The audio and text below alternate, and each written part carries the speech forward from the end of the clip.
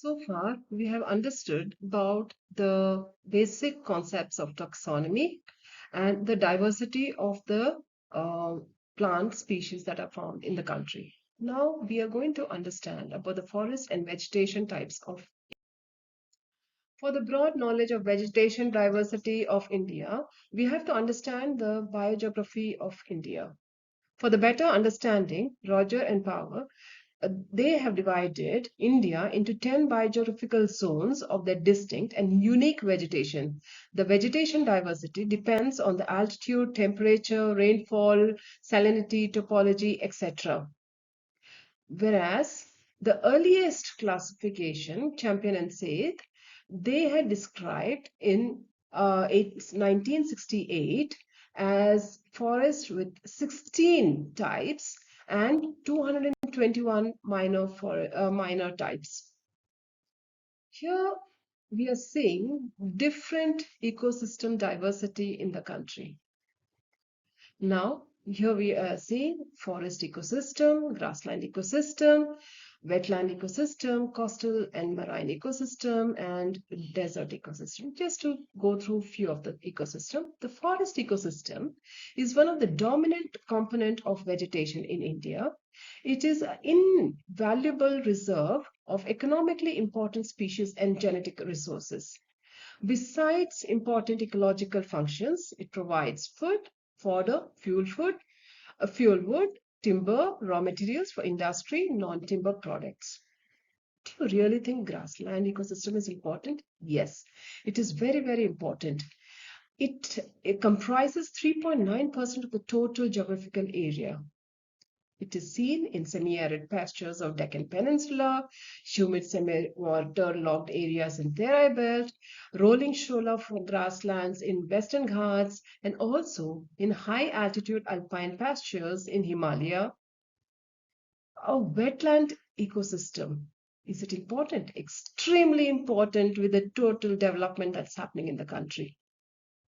Do you know that this also includes the mangroves, paddy fields, natural and freshwater systems? We have so far today about 25 Ramsar sites that has been designated.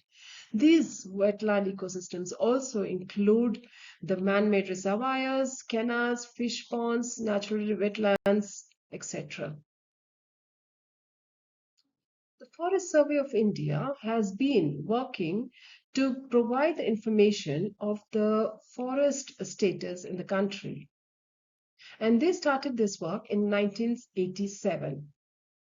And this helps us to understand the forest resources in the country. And can you look at the map? The scarcity of the green color that shows the vegetation, the forest cover, we can see how clearly in most of the places we are able to see the rich forest cover in Himalayan region, Northeast region, and Western Ghats region, apart from the Central Indian portions. We have seen so far the different forest type, vegetation types, and Forest Survey of India has also classified the forest covers.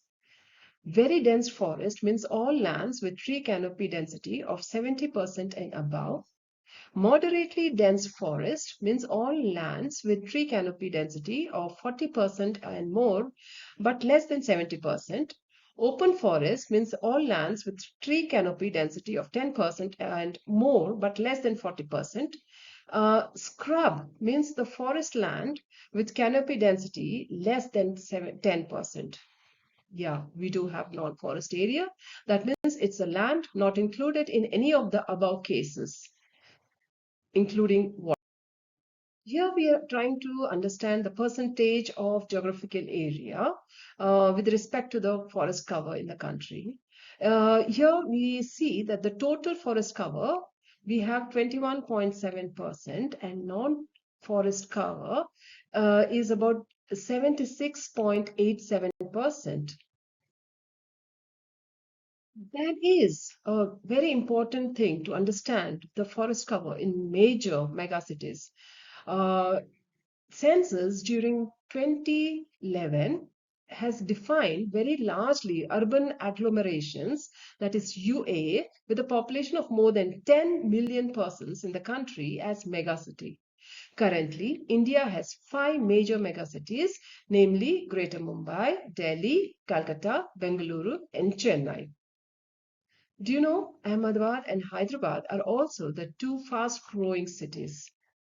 In the current assessment, extent of forest cover major cities has been done, and it shows that the total forest cover in the seven cities is 509.72 kilometer, which is about 10.21% of the total geographical area of the cities.